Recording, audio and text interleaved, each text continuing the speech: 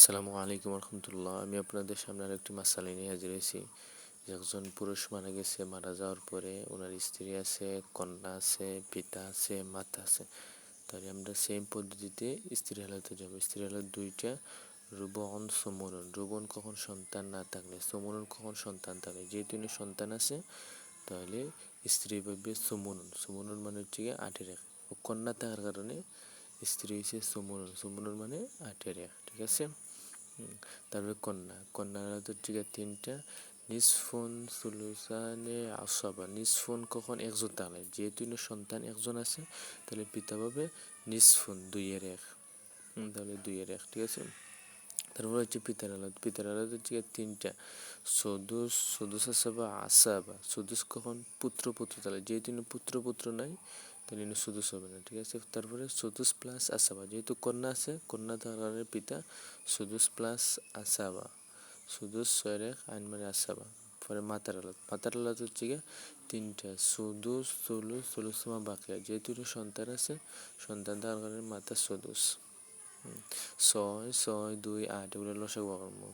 8, 2, 6, 6। প্রথমে আইব 2 দিয়ে 4 বার, পরে আইব 1 বার, 3 বার, 3 বার।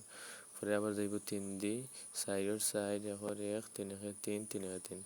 2 দিয়ে 3 গুণ 2 3 6, 6 দিয়ে 4 গুণ 4 6 24, ঠিক আছে। 2 দিয়ে প্রথম 3 দিয়ে গুণ করছি 2 3 6, 6 দিয়ে 4 দিয়ে গুণ করলাম 4 6 24, মাসালা হয়েছে 24। 8 দিয়ে 24 ভাগ করলাম 3 8 24, 3 হয়েছে 3 দিয়ে গুণ করলাম 3 1 3। পরে 2 দিয়ে 24 ভাগ করলাম 2 বার 24, 12 হয়েছে।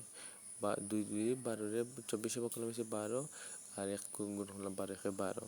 পরে 2 দিয়ে 24 ভাগ করলাম, 6 দিয়ে 24 ভাগ করছে হয়েছে গিয়া 4, 4 দিয়ে 4 1 4। পরে 6 দিয়ে 24 ভাগ করছি 4 6 24, 1 দিয়ে গুণ করছি 4 1 4।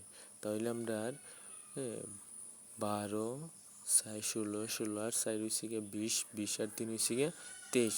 তাহলে আমরা মাসালা হয়েছে 24, প্রাপ্তাংশ 23। তাহলে আমরা কত হচ্ছে আসহাবুল ফারাজের দরবার অবশ্যই যা থাকবো তা আসাবারে দেবো। যেহেতু পিতা আসাবা আছে তাহলে অবশ্যই হচ্ছে 1, তাহলে যোগ 1 সমান সমান 5।